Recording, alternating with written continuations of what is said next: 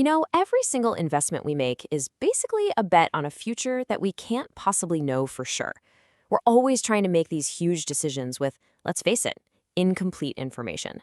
So the big question is, how do we get better than just guessing? How can we start to tame all that uncertainty and make genuinely smarter choices with our money? Right? This is the fundamental question every single one of us faces as an investor. Are we just throwing darts at a board and hoping for the best?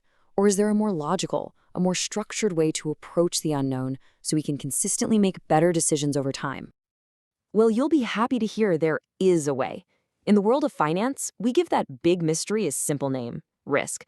And the amazing toolkit we use to measure it, to understand it, and to navigate it is probability. It is literally the language of chance. And trust me, learning to speak it is one of the most valuable skills you can possibly have as an investor. So let's start with this core dilemma every investor has. Look, every investment is a bet. No way around it. But probability is what allows us to move that bet away from just simple gut feel guesswork and into a logical framework, a really structured way of thinking about all the possible futures that could unfold. And this isn't just some dusty old academic theory. No way. When the market's own probabilities just don't add up, it creates very real opportunities for profit. Just imagine this. Smith Co.'s stock price implies there's an 85% chance a merger goes through. But Selbert's stock price for the exact same merger only implies a 50% chance. A sharp investor sees that right away and knows one of those stocks has to be mispriced. It's that gap between probability and price. That's where the money is made. Okay, so to really start using this toolkit, we first have to learn the language. We've got to know the lingo. So let's just quickly cover the basic vocabulary that's going to let us talk about risk with some real precision. First up is something called a random variable. Now, that sounds super technical, but it's actually incredibly simple. It's just a number whose future value we don't know for sure. And the classic example for us investors, the future return on a stock. It could be up 5%, down 2%, up 15%. We just don't know yet. So it's a random variable. Simple as that.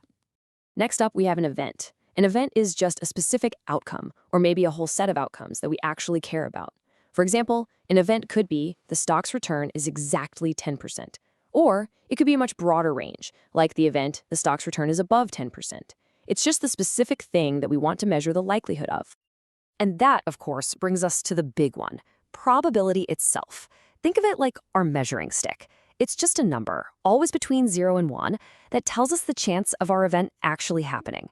A probability of 0, that means it's totally impossible. A probability of 1, it's an absolute certainty.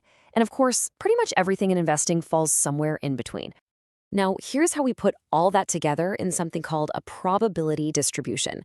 Instead of just making one single wild guess about a company's earnings, we can actually assign a specific probability to each possible outcome.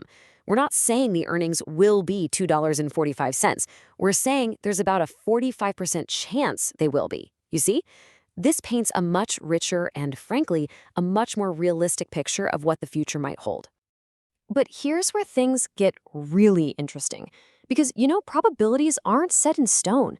The world is always changing. We're always getting new information, and our assessment of the future has to change right along with it. And this is where a really powerful idea called conditional probability comes into play. And this leads to a really crucial shift in the kinds of questions we can ask.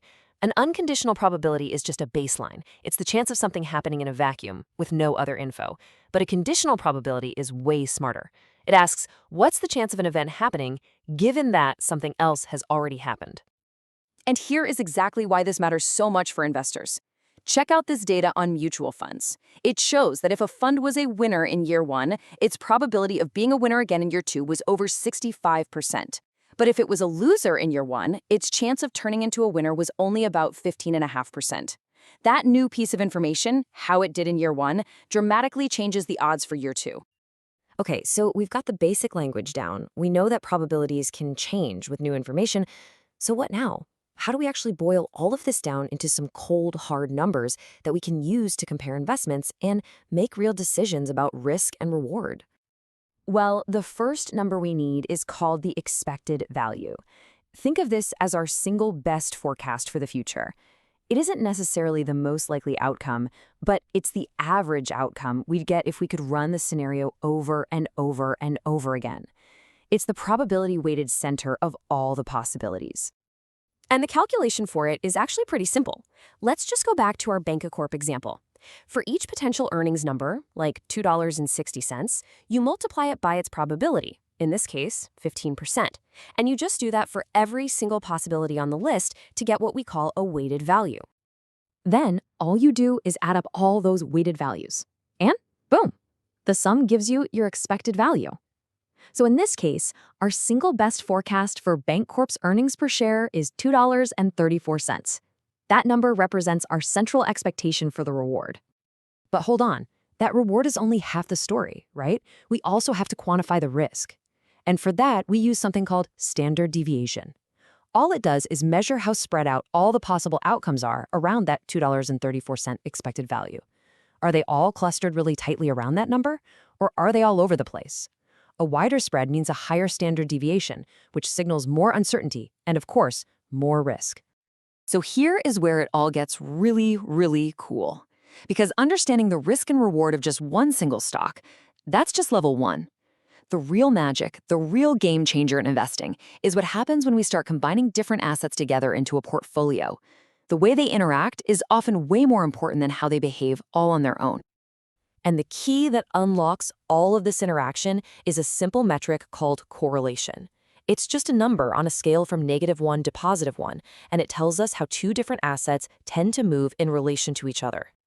And this is where it all comes together beautifully. If two assets have a high positive correlation, they basically move in lockstep. When one goes up, the other goes up. Combining them doesn't really reduce your risk much. But if their correlation is low, they move more independently. And that means the poor performance of one asset can be canceled out or offset by the strong performance of another. This is the entire secret sauce behind diversification. And you can see it right here in the numbers. Let's say asset A is an S&P 500 fund. It's got a pretty high risk, right? A standard deviation of 20%. And asset B is a bond fund, much lower at 9%. But when you combine them into a portfolio, look at that. The total risk isn't just an average of the two. It actually drops all the way to 14%. That's because they don't move in perfect sync. That risk reduction, that is the famous diversification benefit. It's how we as investors can reduce our overall risk without necessarily having to sacrifice our expected return. People call it the only free lunch in investing for a reason, and it is all powered by the beautiful mathematics of probability and correlation. All right, so let's just do a quick recap of the big takeaways. First, probability is the language we use to measure and understand risk. Simple.